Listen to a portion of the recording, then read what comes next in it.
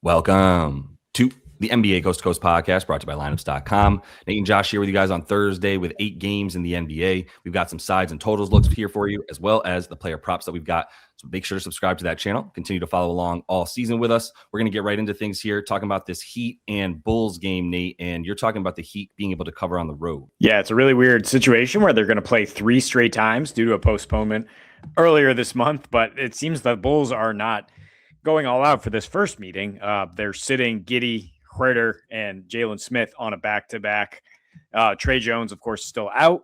Nikola Vucevic coming off a big workload. And Kobe White has only played in 1 back-to-back this year. He had 16 points with an 81 offensive rating, so I don't think he's a surefire guy to play and might not be very effective here. He basically have everyone available, including Tyler Hero, which has been a mixed bag. You might have heard me talking about that actually being a negative in some senses, but might be pretty good in this matchup against the Bulls team that really struggles against some of the things he can do. The Heat also on a back-to-back, but they're 7-3 straight up on back-to-backs. They haven't lost back-to-back games, I believe, in 9 straight. They've been pretty solid up and down in that span with guys in and out of the lineup, of course, but they're just obviously far healthier here. They absolutely smacked Chicago in November, 143-107. They used a 3-big lineup, starting lineup with Larson at the 3. Khalil Ware now back in there. That should help shore up some of their issues in the paint. And the Bulls, I think, without Huerter, their spacing is really going to struggle. They've averaged 99.7 points in their 0-3 in 3 home games without Huerter. Just don't really have anybody else who can shoot the ball, especially without your boy Sticks, Jalen Smith. Just like I don't know where they're going to find any offense. And the Bulls' approach all season has been outscore the other team. We don't have much offense. Well, you're not going to score 120 with the Heat with this iteration of the lineup. That seems fair. Yeah. I mean, I'm not really sure what to expect more so from the Bulls on the back-to-back. I think the Heat made it clear what they were doing with the guys that they sat and now the guys that are likely bringing back in this one. So they definitely seem like a much better bet moving forward as they continue to strengthen, and the Bulls just continue to look pretty weak, man, losing to a pretty bad Pacers team there. But continuing the trend of the Hornets, I'm just going to keep rolling. I mean, the only thing that would sort of deter you from this is if you want to buy into trends, and that would be that the Mavs are also good on no rest, because the Hornets are very good on no rest.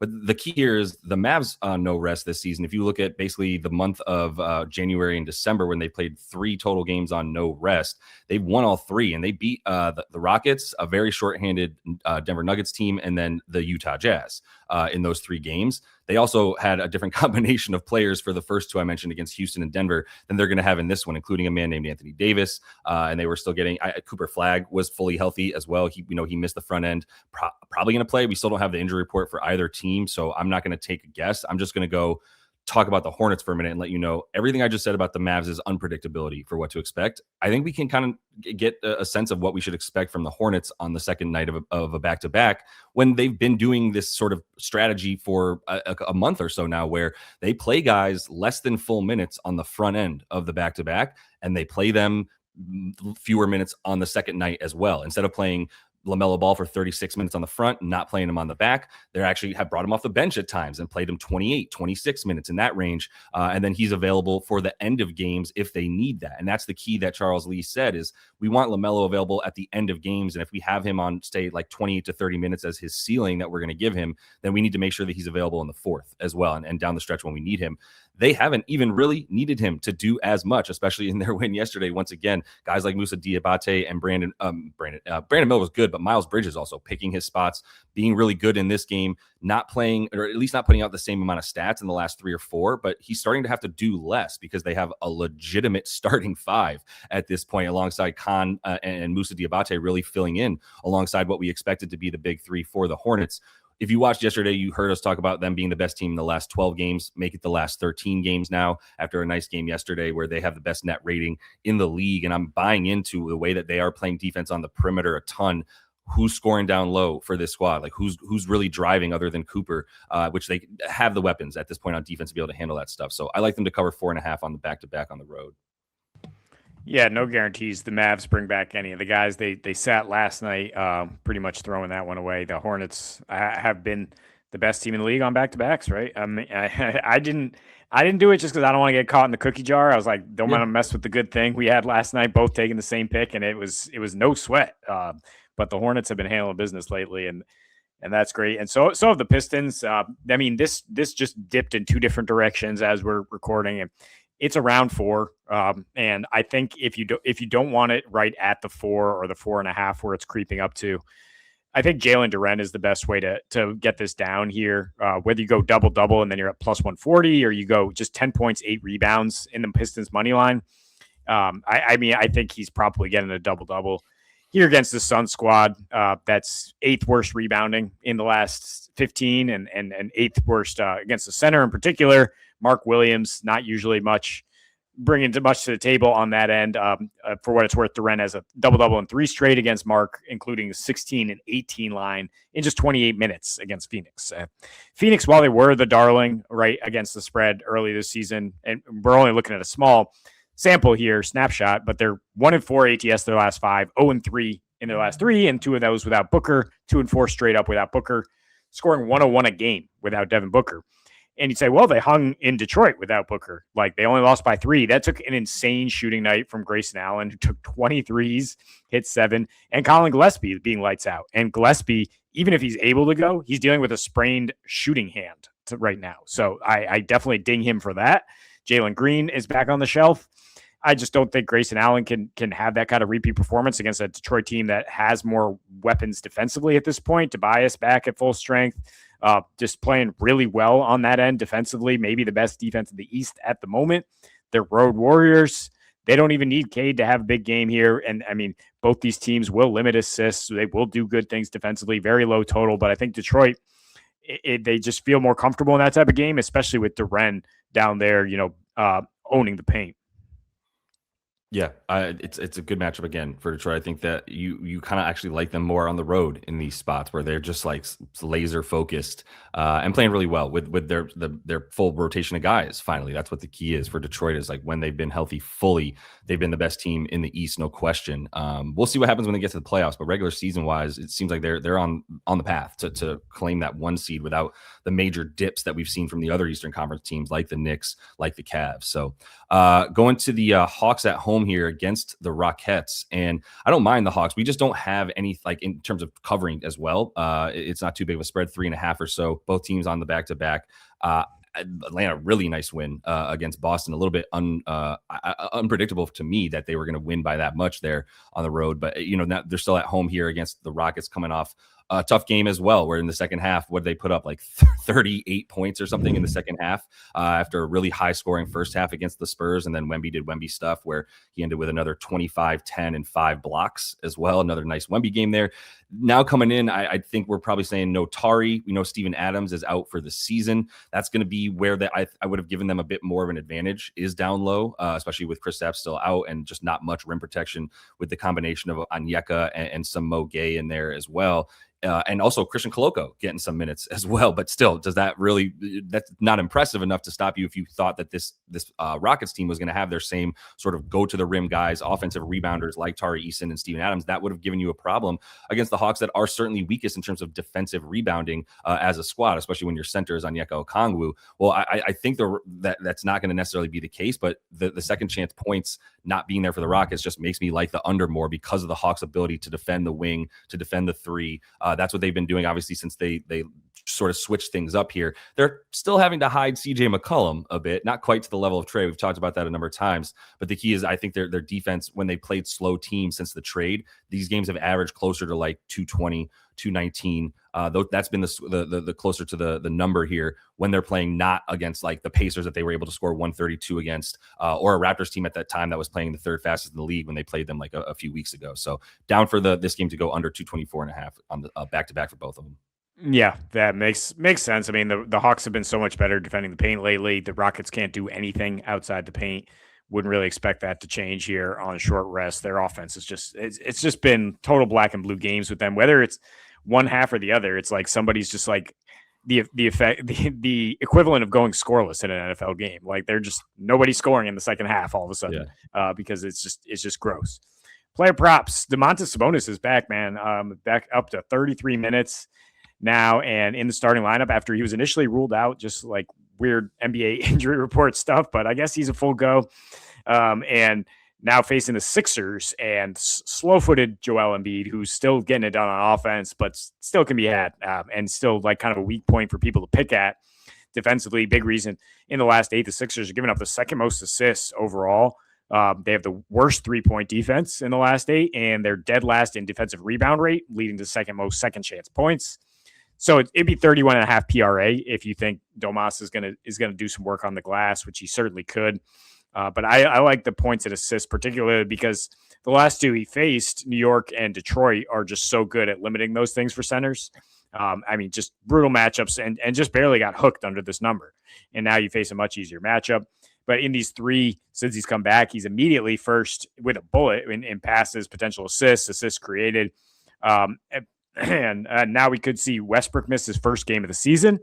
Malik Monk also questionable, leaves kind of Schroeder as the only other playmaker with Sabonis, and they have good chemistry in terms of just running those handoffs and getting the ball back to Sabonis, who's just a true hub when he's out there. And I mean, when you have Levine and DeRozan kind of rotating around him, should be easy to get a few dimes off that. And I think he scores pretty consistently against Embiid. Yeah, and a notification just came across that really helps this bet that you didn't even know, which is that Westbrook is officially out. So there you go. Yep, you've got Domas coming in with a lot more opportunities, a lot more touches, a lot more things running through him. Hopefully, the way that we've seen in the past, anyway. But let's go over to that Brooklyn and Denver game. I do think there's some pretty good bets in this one with all the guys that are out for Brooklyn too, and then obviously all the guys that are out for the Nuggets here, including Gordon and Brown still out. Murray assists here. I believe he's still listed as like a game time decision. He was probable all of like last night. I think he's going to be good to go in this one. It'll be he and the Peyton Watson show with the two of them. This is just a total matchup play where you've got the Nets playing a style ball where the primary ball handler just gets swarmed and they allow other guys to do other things. You could argue that like there's a little bit of a danger that he would sort of get some of those hockey assists, but they're not pressuring up that high. They're still giving up the most assists per game to this position, second fewest points allowed to the position for Jamal. So you see him down at like 25.5 points. I think the market's considering the matchup a bit. I think the market's also sort of scared of his health. And so there's a little bit of like deflation in his number as people might be fading that in the anticipation of him either not playing or playing hobbled. He's been questionable like every game, basically for the last like 5 or 6 games. He's missed 1 or 2 of those, but when he's played 37, 39, 40 minutes. He's available. So this is just this, like, we got to keep Jamal questionable consistently now because we have to have the opportunity to just sit him, not because he's actually unhealthy, but because 1 of 5 got, like, he's the only starter left and we're going to need him down the stretch. So as much as we need him to carry us, hopefully against the Nets, maybe we don't need him as much. Either way, I think when he's out there, the dimes are going to be high. In these last 5 that he's played without, even when he's had Aaron Gordon, it's been without Christian Brown and all the other guys that have been out. He's at about 16.5 potential assists. I think this is going to be another game with at least that many, and he's hitting pretty nicely on those as guys are going to be wide open in the corner and the like. Yeah, he's been leading the league in potentials for quite a few games without Jokic, and because, like you said, guys are going to be open. Yeah. That's why I like Tim Hardaway against this Nets defense that's fallen apart in their last 6-game losing streak here, allowing 44% from deep, 44% on above the break, 44%, 5% on catch and shoot. So that's exactly where Tim Hardaway is going to make hay here. He's implied as high as minus 150 to hit 3 threes. So, I mean, the implication here is that he doesn't score in other ways, but he has been since Joker went down. 15.5 points per game at home and 16 points per game on the season when Cam Johnson has not played, 4 more minutes per game, attempting 2 more threes per game. He's at 5+ 3-point attempts in every single game since Joker went down and was slumping a little bit, but broke that against Milwaukee and Detroit with a nice 7 for 16 stretch from deep. So, yeah, it's just a great matchup for him to knock down some shots. As you mentioned, all the guys out for the Nuggets. And, it might maybe a little like, a little shot for shot if MPJ starts cooking. I've seen him as a popular revenge narrative prop here. And maybe he hits a few threes, but THJ is more than willing to like take that smoke and be like, look, I'm going to keep Denver in this game at home. And he ain't shy about shooting. No, and it's a low number for him. I mean, we've seen this as high as, 14, 15 and a half points when he's playing without everybody and except for Jamal and Peyton Watson, essentially. So I think this is just a good buy low spot too for him in a pretty good matchup for a team that has been waning a ton on defense since being really good. But I'm going to close it out in this game, and I'm just going to go with my guy here because this is something I'm just going to keep coming back to. Look, it's really simple. Like Nic Claxton is averaging 8 potentials. They're running a lot of offense through him. They don't have as nearly the number of guys that they normally have, especially guys like Dioman. I know you're the professional on saying that. Am I saying Dioman correctly? Pretty close. And then you're talking about Cam Thomas, obviously, and Zaire Williams, and all the rest of the guys that are out there. A couple that I'm missing, but those are 2 of the highest usage guys you could think of in terms of Dioman alongside the starting lineup, and then Cam Thomas when he comes off the bench. Claxton's going to be out there without those guys. I think he's up to the mid to high 30s. Clowney is the other guy that's out as well. So now you've got Claxton, Day'Ron, Sharp as your centers, and Danny Wolf. And they've even Danny Wolf is sort of like a 4-5 hybrid, but they've been playing Claxton alongside Day'Ron a bit as well because of his versatility. And he's shown the ability to actually handle the ball a bit and run playmaking in addition to just the dribble handoffs up top that he's running at the top of the key where he lives. He's also sort of the connector and the swing man going from side to side and also finding cutters when they do backdoor. So he's almost like in that Jokic range where he's just not like as good as, I'm saying he's standing in the same place on the court as Jokic with the same intent for the offense, which is find cutters from that high point because you're a good passer. That's just going to continue for me, man. And I think this is a case of it's a center, it's assists. You don't look at it. It's the Nets. You're a little bit sketched out by even betting on them, but this is a wagon when he's in a good spot. And this is a great spot for it. Yeah, I mean, especially when you can line up against Joval, slow-footed guys who are not really going to be able to deal with that kind of quick attacking big that Claxton can be. And if you put Sharp in there and move Claxton down to the 4, that's more playmaking opportunities, like you're saying. Yep, absolutely. So that is all the time we have for you guys in this one, though. Definitely make sure to subscribe to the channel. We will be back each and every weekday with some of these best bets between the sides and totals, also these player props. And so until we see you next, happy betting.